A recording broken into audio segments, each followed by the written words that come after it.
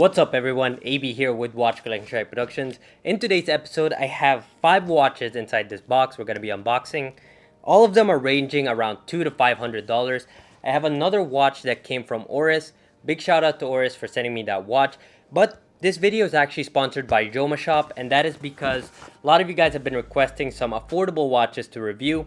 And I've been looking at your comments and seeing what is the most recommended one. What are you guys have been asking for the most? So I have 5 really cool watches in this box. So we're gonna have my first impressions. Also add in the comment section below if you have any questions before I do the full review. Now the first watch we're gonna be unboxing is the Orient Kanu. Now I've said this before and I'll say it again. There's a reason why people love Orient so much, to the point where they say it's 10 times better than Seiko. Now, as you guys can see, this piece is absolutely stunning. Just that simplicity, the black dial, matte black bezel, there's just something so iconic about Orient's designs, and I totally get why people absolutely love them. They make great watches, great looking watches, and the Kanu is no exception. Not to mention, this watch is super affordable. Now, I do have a couple of Bulovas, so I'm not 100% sure which one this is, but regardless, I am excited to share either one. This is the Bulova Moonwatch. Now Bulova has a lot of history and heritage. We're gonna have the full review, but this watch is absolutely stunning. I had my reservations about the size being 44mm, but like the Omega Speedmaster 44, it actually doesn't look that big. It is a bigger watch, but it is an iconic piece for under $500, a chronograph, and it's just such a stunning piece. Now this watch is not mechanical, it is a mecha quartz, which is acceptable for its price range, but as you guys can see, the hand sweeps like a mechanical piece, and honestly, if you don't have money for the Speedmaster or you just don't want to spend that much money on a Speedmaster, this is the next best thing. I'm gonna have the full review of this piece, so stay tuned for that. Now what's inside this box is from a brand that's kind of close to my heart, Victorinox. The reason why is because my mom actually gifted me a piece from this brand, but I've always been a fan of the Victorinox Inox.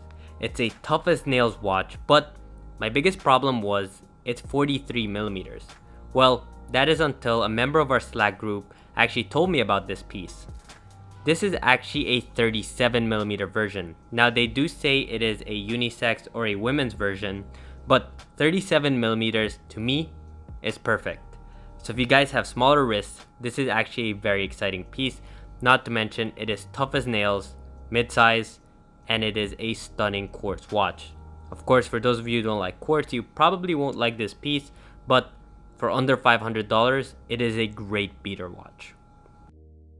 Now up next is a relatively popular Bulova. This is a watch you guys have been requesting over and over again for me to review. This is the Devil Diver.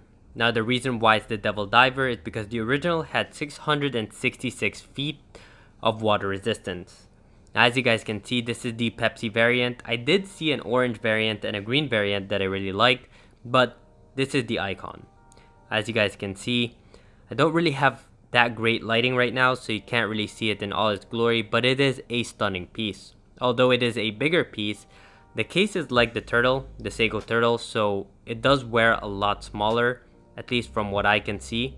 Let me actually put it on the wrist and see how it wears. Yup, this definitely wears smaller than the 44mm would suggest. I would say this wears like a 41mm. The lug to lug is relatively short, but like all the watches on this list, I'm gonna have the full review. If you're interested in this Icon, make sure you stay tuned.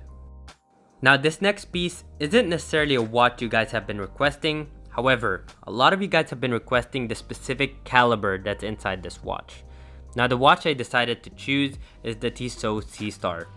Now, one thing that's actually surprising me is the dial color.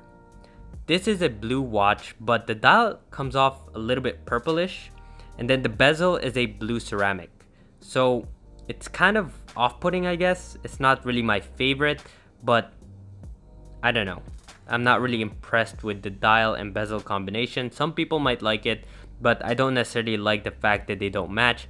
But stay tuned for the full review, at least if you want to learn about the Powermatic 80. This is not a watch I'm really happy with, although the quality seems to be there. Now, this is a really cool unboxing for me because I've reviewed Oris watches before, but this actually comes directly from Oris. They sent me a watch to review, they asked me what I wanted to review, and this was the watch I chose, the Pointer Date with the wine red dial. However, I am very excited about this watch specifically because Oris sent it to me. I know that sounds a little bit weird, but to me, it's kind of an achievement. Someone who started off this YouTube thing as a hobbyist and then having a big brand like your work enough that they send you a watch for you to review. This is actually really exciting for me, but let's go back to the watch. It has a red wine dial.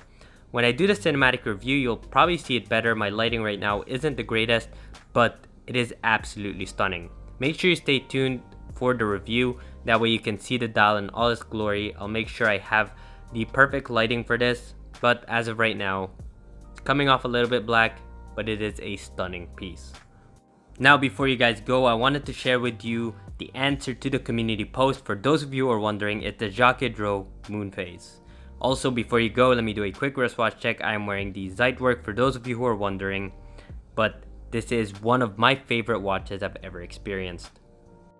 But guys, as always, thank you so much for joining me. Please add in the comment section below if you have any questions about the watches you saw here today. I'm going to read all of your comments and answer them in the reviews. And as always, if you're interested in any of these pieces, make sure you check out Joma Shop. And guys, thank you so much for joining me, and I'll see you in the next one.